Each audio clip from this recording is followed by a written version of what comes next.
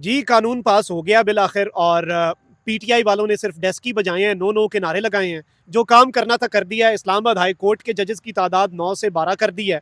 वहाँ पर भी अब ज़रा एक अच्छी नई तादाद जो है जजेस की वो आएगी। बड़ा काम सुप्रीम कोर्ट के साथ हुआ है। 17 जजेस ऑलरेडी थे, 17 ही मजीद 34 जजेस करने का बिल पास हो गया है। आर्मी चीफ और सर्विसेज चीफ्स की मुद्दत मुलाजमत 26वीं आईनी तरमीम को भूल जाएंगे, क्योंकि गवर्नमेंट जो है वो कुछ सरप्राइजेस देने जा रही है और ये सरप्राइजेस ऑप्शनल वजीर आजम चाहे तो करे। अब कहा जा रहा है कि तमाम सर्विसेज चीफ्स जो हैं उनकी मुद्दत मुलाजमत 3 के बजाय 5 साल हो जाए। बात 3 साल तक नहीं, 5 साल तक नहीं, ये मामला 10 साल तक जा सकता है।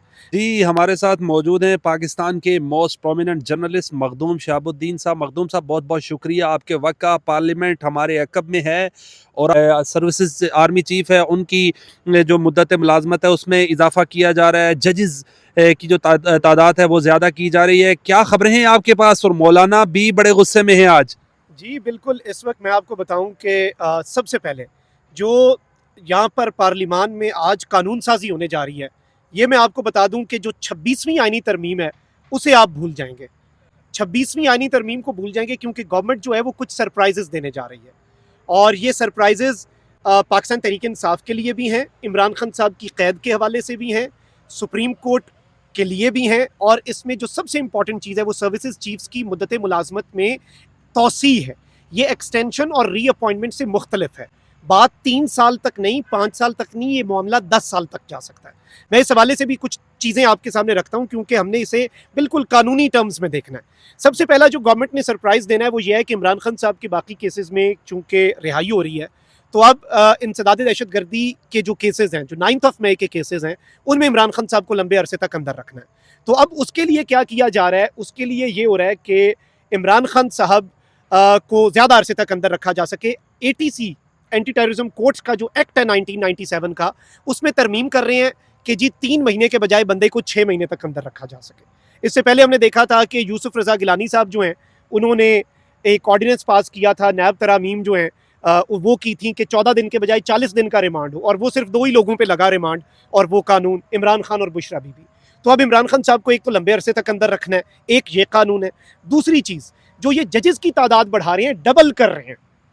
17 जजेस इस वक्त सुप्रीम कोर्ट के हैं, ये कह रहे हैं चीफ जस्टिस समेत 34 और चीफ जस्टिस के अलावा 33 जज हो। अब ये 17 जज जुडिशल कमीशन लगाएगा और जुडिशल कमीशन में हुकूमत के पास मेजॉरिटी है, यानी कि सुप्रीम कोर्ट ऑफ पाकिस्तान में पूरी फील्डिंग होगी। और इस वक्त उन्हें पता है, ये मैं आपको बड़े वसूख से बता रहा हूं, कि अगर आज इन 17 जजेस की फुल कोर्ट बैठ जाए तो आइन और कानून के मुताबिक फैसला होगा, मैनेज्ड नहीं है। काजी की बाकियात कम है।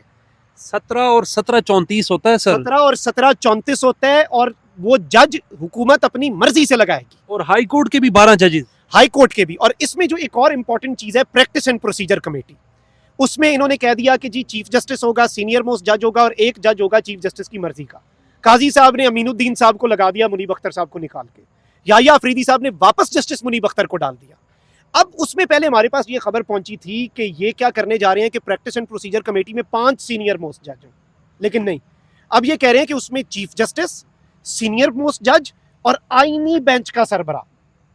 अब उससे एक चीज और वाज़ेह हो जाती है कि कल होने वाले जुडिशल कमीशन के इजलास में इनके नंबर पूरे हैं, और आईनी बेंच की सरबराही इनकी पूरी कोशिश यही है कि जस्टिस अमीनुद्दीन खान साहब के पास हो, जो कि ऑब्वियसली जिनके साथ गवर्नमेंट बहुत ज्यादा कंफर्टेबल होगी।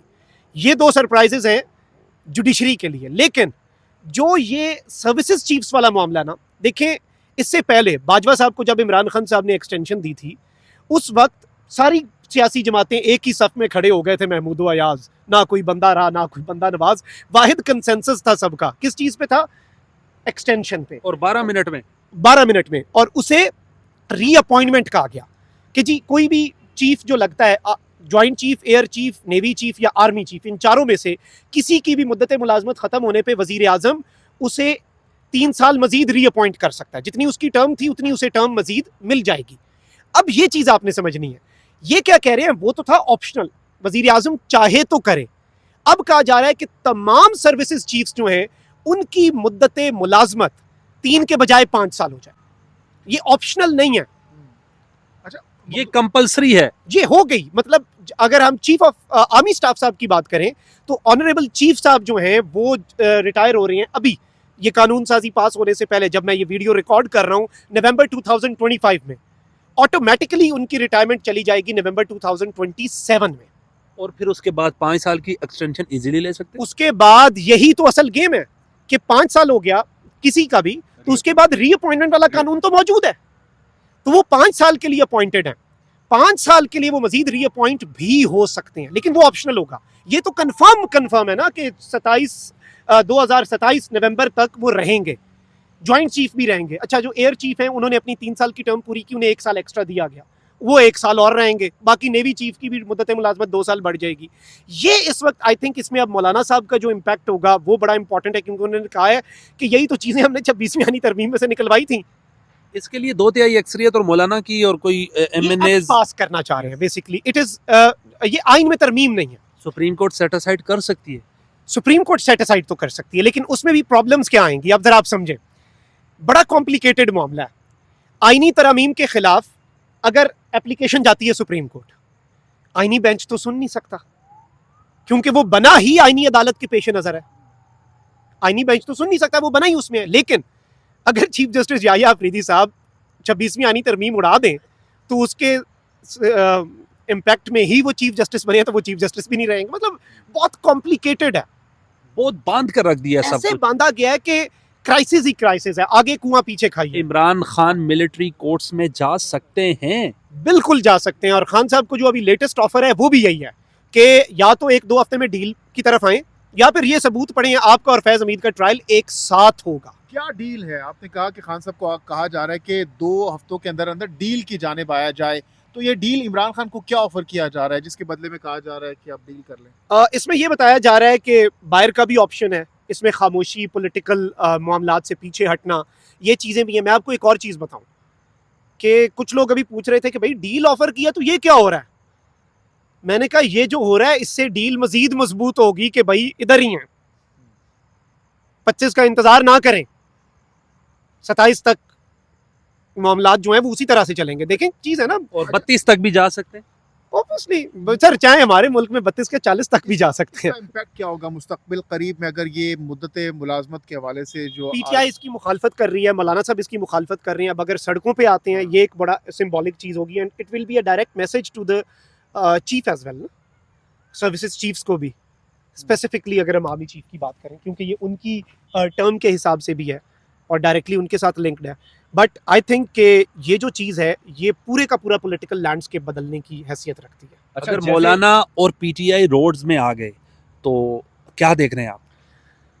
देखिए, 2 फ्रंट ये गवर्नमेंट सर्वाइव नहीं कर सकेगी। पीटीआई का डी चौक नहीं कर पाए थे, वो तो गंडापुर साहब को चाय की तलब हो गई तो ये बच गए। अगर उन्हें वो चाय की तलब ना होती तो चीज़ें काफ़ी इनके लिए ख़राब हो जाती। और दूसरा, मौलाना साहब जो हैं, मौलाना फजल रहमान साहब को ये आई डोंट थिंक कि ये 2 फ्रंट जिसे आप कहते हैं ना 2 महाजों से ये हुकूमत सर्वाइव नहीं, ये एक भी नहीं कर पाएगी। अच्छा, एक तरफ ऑप्शन दी हैं बाहर जाने की, दूसरी तरफ डील की, जैसे आपने बात की, तो खान साहब का आपको क्या लगता है कि खान साहब किस तरफ जा सकते हैं? क्या डील कर सकते हैं या कि खामोश रहेंगे? हामिद मीर साहब ने कंफर्म किया कि खान साहब को इससे पहले 3 मरतबा मिनिमम 3 मरतबा डील्स ऑफर हुई हैं, और उन पर उनका जवाब था एब्सोल्युटली नॉट।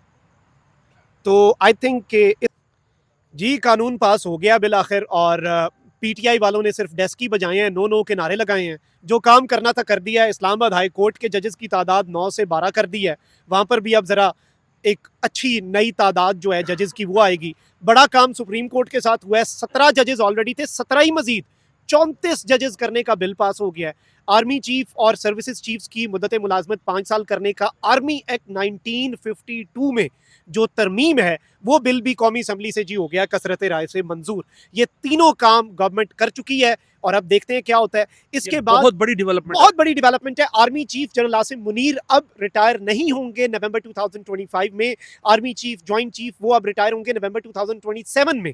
आईएसआई चीफ नहीं, उन पे ये एप्लीकेबल नहीं होगा। ये इसमें आपके navy chief, air chief, army chief, और ये देखें पार्लियामेंट की बत्तियां भी बंद हो गई हैं। लेट्स सी क्या होता है। Thank you.